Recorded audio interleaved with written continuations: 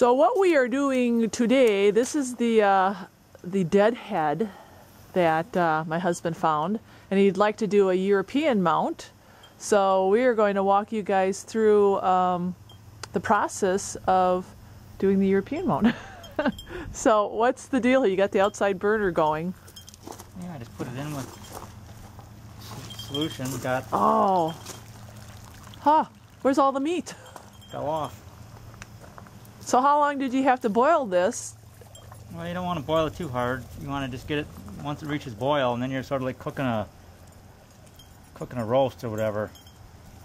You want to simmer it so it falls off, and you can throw all kinds of stuff in there, like some dish soap, help get the grease off, and so forth.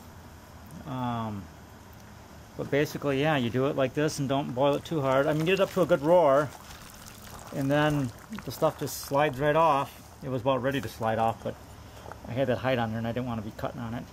Doesn't stink anymore. It really looks nice. Can't believe all that meat just fell, and that skull was rotted. It was pretty rotted.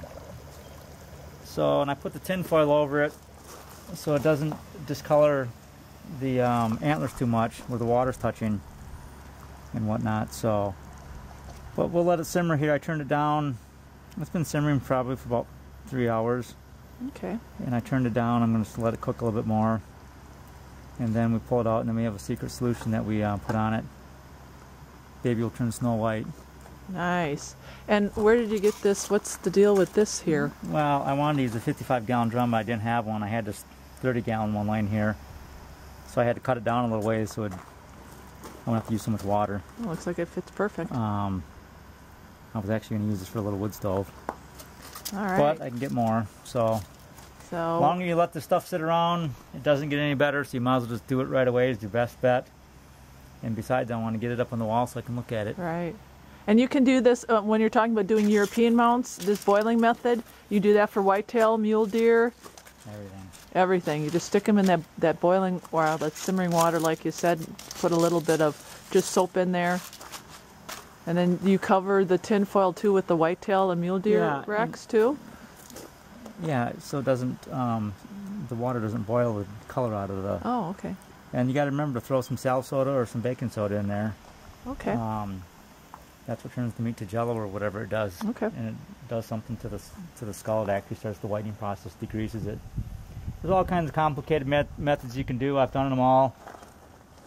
This is by far the easiest, fastest method. Gets the grease out. That's the key, is getting the grease out. Everybody says you got to use beetles, and not hacking on the beetles. They eat everything off, but everything's a stinking mess. There's no smell going on here. It's easy. Anybody can do it. You don't have to feed the beetles year round. And we'll show you the end result when we get it all finished up there. You'll see. All right. Okay, this is step 2. So what we did with this elk skull is, as you can see, we're in the shower, and he rinsed it off with the shower. They could probably take a hose outside, right? And it's too cold out. Well, it's too cold now, but you could take a hose and just rinse it off. And what he's got, what do you got in that spray bottle?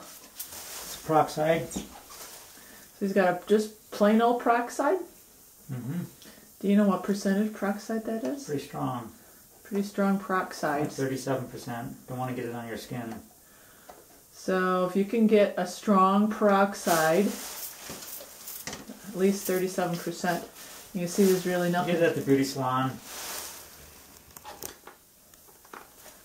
And it looks like all he's doing is just spraying it. And then, yeah, it is like going to the beauty salon. And you put that bag over it.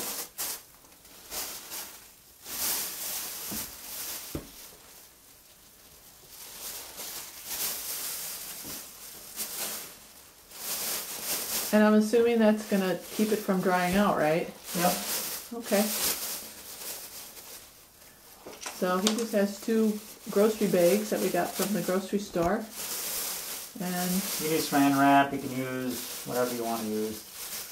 Just trying to keep it so it doesn't dry out. Well, this is the unveiling of the elk skull. He left it overnight and put that peroxide on it, and definitely it definitely did bleach it. It's looking beautiful right now. He's a little disappointed because there's a couple green areas in there. I don't know if you can see them. I don't know what that's from. I've never had that happen before. I don't know if it's because it was so rotted. I don't know, but I'll just put some more peroxide. I got to let it dry out here a little bit and see how it's going to whiten up. Okay. But I broke this off when I was banging it around trying to get it off the head. You know, it's pretty nasty, and I was trying to just get it severed from the skull, so I was doing a lot of twisting and wrenching. But it's not a big deal. I've boiled tons of these, and sometimes they fall out. You just glue everything back in, so it's not a big deal. So you'll leave this outside here just to dry out a little bit, and then you'll see... Yeah, I'm going to let the sun shine on it. Okay.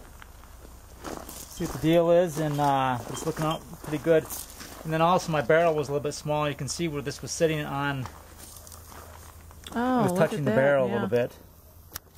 Like I say, these are not big deals, but... All right. Well, okay, we'll give you an update after this thing dries out and see what we have. So far, so good. This is the finished product. Isn't that awesome? That is a really nice looking bowl.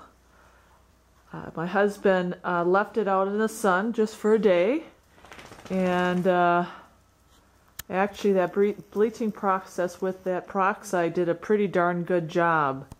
Now, if it's not as white as you want it to be, what we suggest is just respraying it again with the peroxide solution and letting it sit again overnight. You put that plastic bag over it, and then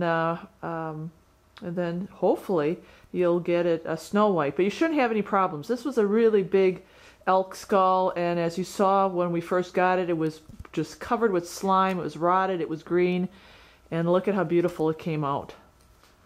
So we're pleased. The taxidermist comes through again. That's 30 plus years of experience. All right. Thanks for watching, guys, and I hope you can save some money and time by doing your own skulls. They're really easy. You got any questions, just put them in the comment box below, and we'll try to help you out.